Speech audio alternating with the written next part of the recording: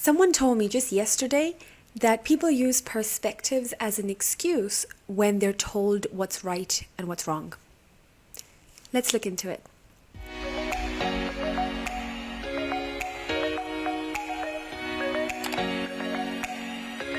Now, it's not easy to put yourself into someone else's shoes or put yourself under someone else's skin and see what they see or feel what they feel.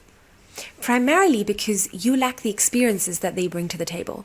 You lack the thought process that they used whilst coming to that decision or to come to that decision. You lack the learning curve that they've gone through. And most importantly, it's not easy because you are not them. So I may agree that it's not the easiest thing to do in the world, but let's face it, putting yourself into someone else's shoes is not the most difficult thing to do either. It's not the toughest job in the world. Let me put it that way. And understanding someone else's perspective brings a lot of benefits to you as an individual. It allows you to have a decent conversation with a person that flows in a good manner, where both parties are speaking. And another benefit it gives you is that you can exchange something of value with this person. And obviously what that something is really depends again on how well you are trying to understand where the other person is coming from. And I am a very talkative person, right? But I have to admit that in order to understand someone's perspective and in order to have a fluent conversation in the long run with this person, you need to sit and listen to them. The person within a conversation who wants to understand will listen. Who wants to learn will listen. Because they know that the person who's sitting in front of them, they respect their opinion. They may not agree with the opinion, but they respect their opinion. Otherwise, what's the point of even having a conversation with a person?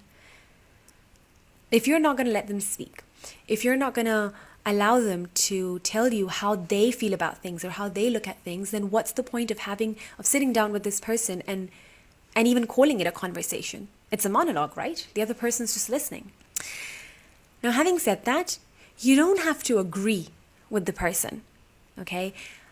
Understanding someone's perspective, if I were to describe the situation, is basically you walking from your side of the room to the other side of the room and standing there temporarily, trying to look at what this person sees and how this person sees things, understand why they're saying what they're saying, because that's not something that you would have said in the first place.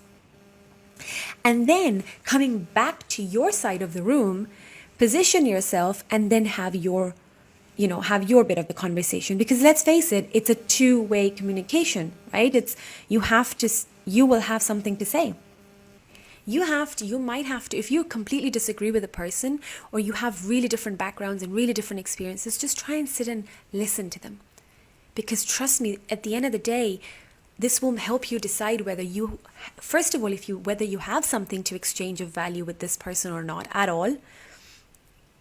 And if you don't, then obviously you both can part ways and live your life happily. But if you do have something of exchange or you do find something interesting, it's going to lead to a better conversation because you've understood where they're coming from. You won't take offense in things when they're saying or you're less likely to take offense of things because you just know that it's a particular, background that they come from or a particular experience that they've lived.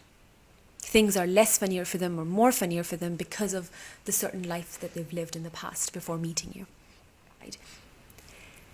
Agreeing with somebody is slightly different. Agreeing with somebody is walking on the other side of the room and just staying there. It's a permanent change of position within the room because you practically have the same opinion. You may phrase words differently, but you have the same opinion. So there's no point of you walking back to the other side of the room because you have the same ideologies or you use the same ideology as this person to come to a conclusion. And talking about right or wrong, as I said before, what we think is right or wrong, again, really depends on how we've lived life and what learning curve we've gone through. Now, I'm not involving, obviously, legal matters over here, right? I'm not talking about, killing somebody or consuming drugs. I'm not talking about that. I'm talking about right or wrong things that we do on a day-to-day basis, in our day-to-day lives. If I tell somebody that what they're doing I think is wrong, they may simply get back to me and say, look, I totally agree with you. It may be wrong in your life, but for me, I think it's the correct decision to make. I think this decision is going to lead me or get me closer to where I want to be. And it may be a riskier option, but it's definitely not the wrong option. We can't say wrong, right? And again, people have to do wrong things to learn. And again, I'm not involving something crazy, but if someone is making a mistake and you know it's a mistake, all you can do is put your perspective through, give them the reasoning of your perspective and say, look, I hope you learn and do something better. There's no right or wrong sometimes in situations. A lot of things are gray areas, but getting better is what your aim should be when you're having a conversation. You should aim to help this person get to a better place. So stop thinking about the right or wrong. Try and understand their perspective. Help them understand your perspective, and make sure that both of you are leading a better life, or are making better decisions to get to a better life. And that's perspectives, again, in my opinion. I hope this helped.